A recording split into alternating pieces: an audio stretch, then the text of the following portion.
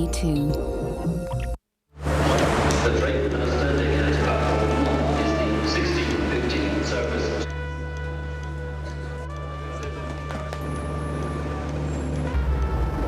How much are they? They're $14.99.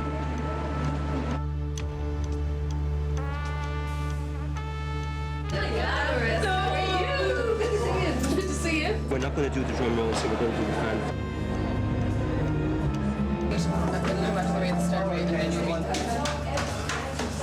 Standing by now, like we're starting in like 2 minutes. Ladies and gentlemen, to the tears. I've came all the way and I've waited for 6 months for this. The introduction speech, that's always really good. I mean, he's amazing. I'm involved in drag scenes and gender fluid scenes wherever I go. I search them out. Pansy will hopefully keep us all amused. It's good fun. It's always a great evening. It's like Miss World, it's like the Eurovision, it's all in one. It's fun and it's ours. Oh, it's a fantastic event, particularly, I mean, I always look forward to Panty's opening monologue. Well, I'm virginal at this actually. I think it's really special. I'm looking forward to a night of fabness.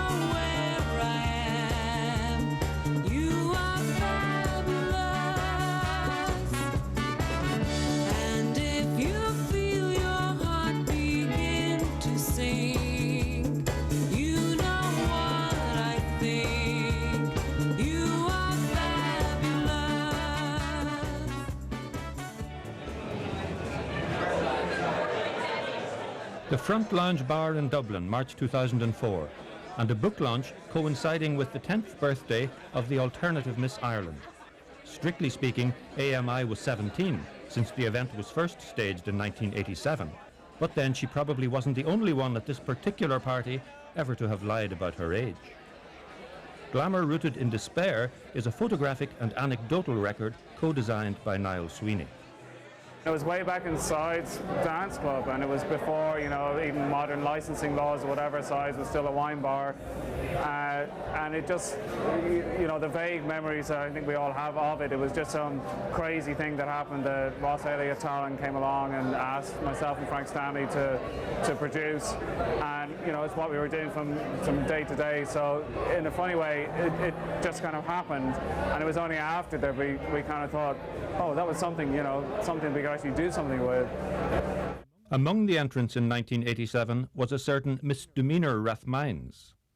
Actually, it's a little bit amazing to think that I'm still involved. The first 2 shows I actually entered, and I have very clear memories about the very first one in size. I mean, apart from the fact it was really chaotic, but the show itself has changed enormously since that very first one. It's kept some of the elements, but the very first show was there was a strong arts feel to it. Apart from that, it was incredibly demanding of the contestants to try and do their makeup and sort out their costumes. I mean, we're talking about a tiny little space. The dressing room was downstairs in a small bar, and I think there were 8 or 10 of us, and the costumes were massive, and there was no room in this small bar. And the only entrance to the stage was up a spiral staircase in the Old Sides nightclub, and it was very, very narrow. There were numerous of the contestants got caught on the stairway with their costumes just being so massive. I suppose I had different costumes of missiles, and the last one was the explosion. I was covered in paint with a mushroom cloud, headdress, and bobber boots. My ambition was to go up in the world, I think. However, it seemed AMI itself wasn't going anywhere.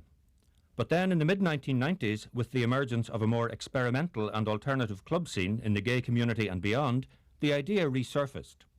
The first event had been a benefit for the Dublin Rape Crisis Centre. The second, a sign of the times, was for the Dublin AIDS Alliance. With the 1996 Alternative Miss Ireland, it was definitely, an AIDS agenda. The world had changed, Dublin had changed, and in a funny way, myself and my friends were sitting in Dublin wanting something to do, wanting an event to produce, and it just all sort of fell into place. Well, I used to be a HIV worker with the Dublin AIDS Alliance. I just left, and I jokingly asked them, could I go in for it, thinking because I was female that I couldn't. And they were delighted, so I took on board 2 slaves, and that's how we got involved. Well, I was Miss Tress, the point being that I was the queen, and I had my 2 slaves, which I think people thought were quite a sexual thing, but it was actually more that they did your ironing.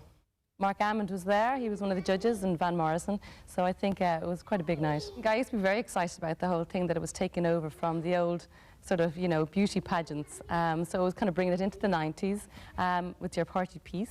So yeah, it was great, and it's quite exploded. That explosion means that during the St. Patrick's Festival in 2004, the aspirant alternative Miss Irelands had to negotiate not a narrow spiral staircase in a basement nightclub, but one of Dublin's biggest and best-loved stages. Kids, chickens and gender illusionists, welcome to the faded grandeur of the Olympia Theatre, where tonight it falls to you, the people, to choose a new queen. I'm shitting a brick. I'm really nervous. Grand, a bit nervous. My first stage performance, live.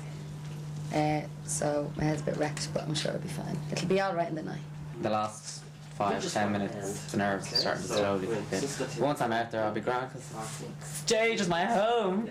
The Alternative Miss Ireland, this teetering edifice that you see before you, this monument to controlled pandemonium, has reached its 10th birthday. 10 years, that is a lot of synthetic estrogen under the bridge.